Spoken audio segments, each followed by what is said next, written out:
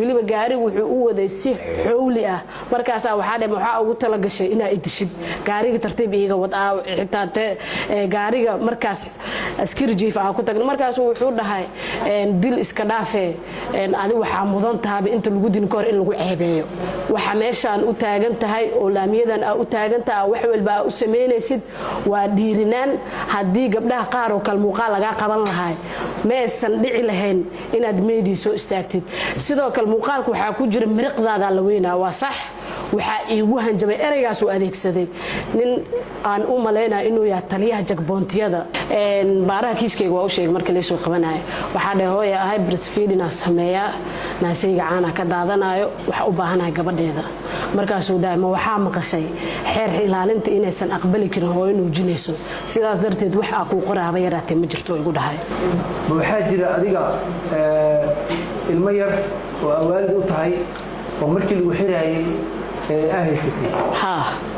markii lagu xiraayay da'da intee la kaayay 9 bilood ay jirtay si waafaqsan qodobka 116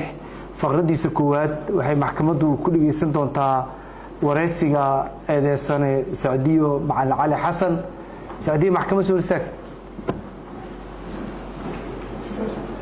cadeemihii lagu soo bandhigay ee labadii muuqaal ee xafiiska xaraaliyaha uu soo bandhigay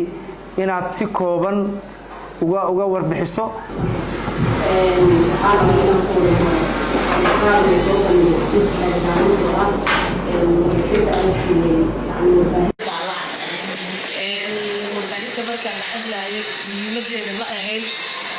warbaahin yani hay'ad gaar ah inaan yani wax ka sheego muhiimadu waxay ahayd xaalad markaas aniga ii haysatay oo taagneed inaan ka warbixiyo oo xabsiga aan kala kulmay ma dhihin xabsiga dhexe cunto laguma kariyo asluubtu wasaan ugu sameeyay ma dhihin kaliya waxa ka hadlay inaan cunto waqti xaadirkaas aanan helin xaalad caafimaad leh haysatay sidoo kale waxaana ka hadlay in yani markaas aan u baahanahay in yani xaaladda caafimaad iyo cuntada yani aanan helin garaamka xilliga loogu baahnaay ama maadaama laba maalin ka hor saldhigga degmada aan ku xirnaa wax cunto leega soo siinin marka xaalad markaas aniga ii haysatay aan ka hadlay baana kama aanan hadlin xabsiga xaaladaha ka taagan markaas anigana igama ahayn inaan u gafo hay'ad dawli ah ama haddii tahay asluub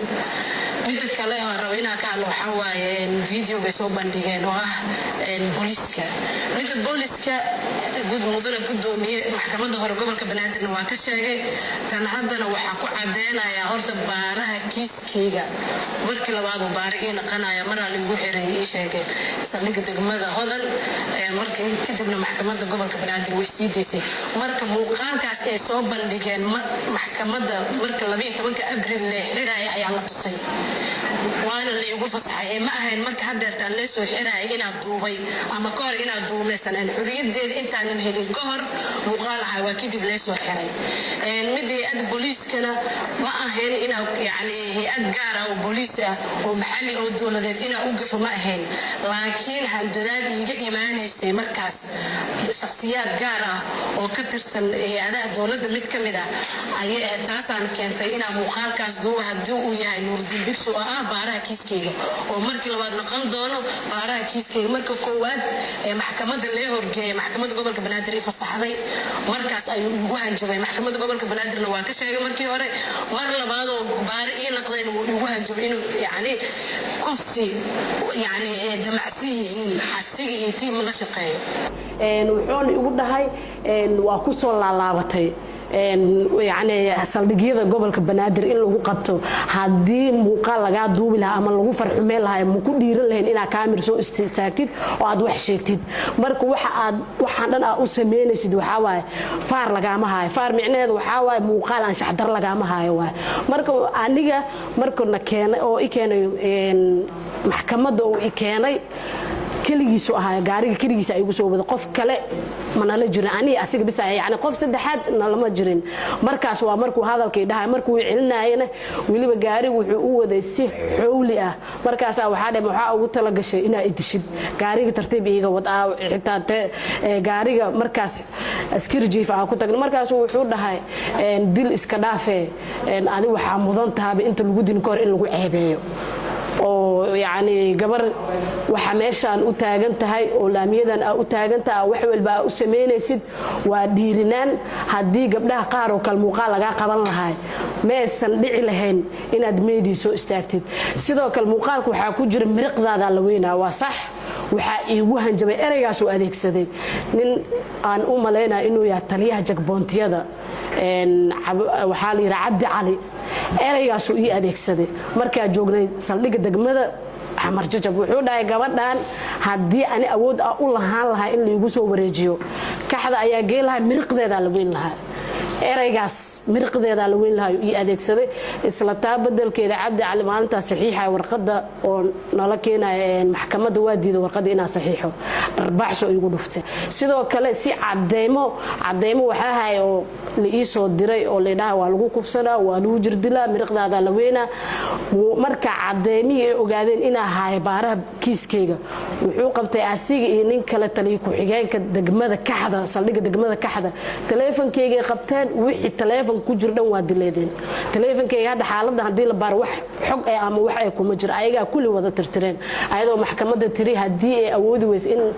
dhaqdhaqaaqa facebookeeda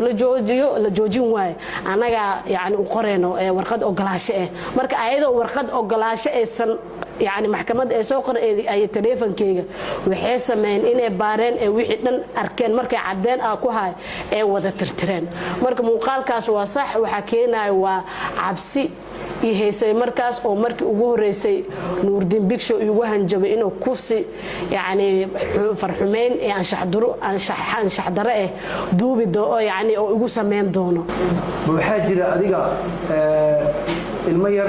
وأولاد وطعي ومركي الوحيرة أهلستي. ها. مركي الوحيرة دادي تلاقي. سجال بلودي جرتي. عفوا قدومي مقدري كرا حق أهل ماما جرتي. كدرس. أوكي. بارها كيس كي جواو شيء مركي ليش وقبناي. وحده هو هاي برسفيد ناس همية ناسي عنا كدادنا وحقوبهنا قبل هذا.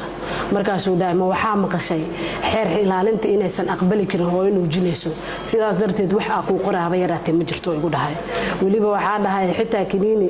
isiyo stop gareynay caanaha naaska waxay dhaheen waa waxa hooyo ka soo yani ay ku antacoota laakiin tan wax ahsan oo lagu sameeyay yaraatay ma jirto baaraha kiiskayga ay dhahay muuqaalka waxa ku jirtay waa xanuunsanahay xanuunka ku hay muxuu yahay xanuunka markaas ihayay asmana way iheysay naqas asmo qabay waa jirtay xanuunka hooyada markay naaska ilmaha ka jirayso xanuuna la soo diray qanjirada bristiga dhan waa bararayaan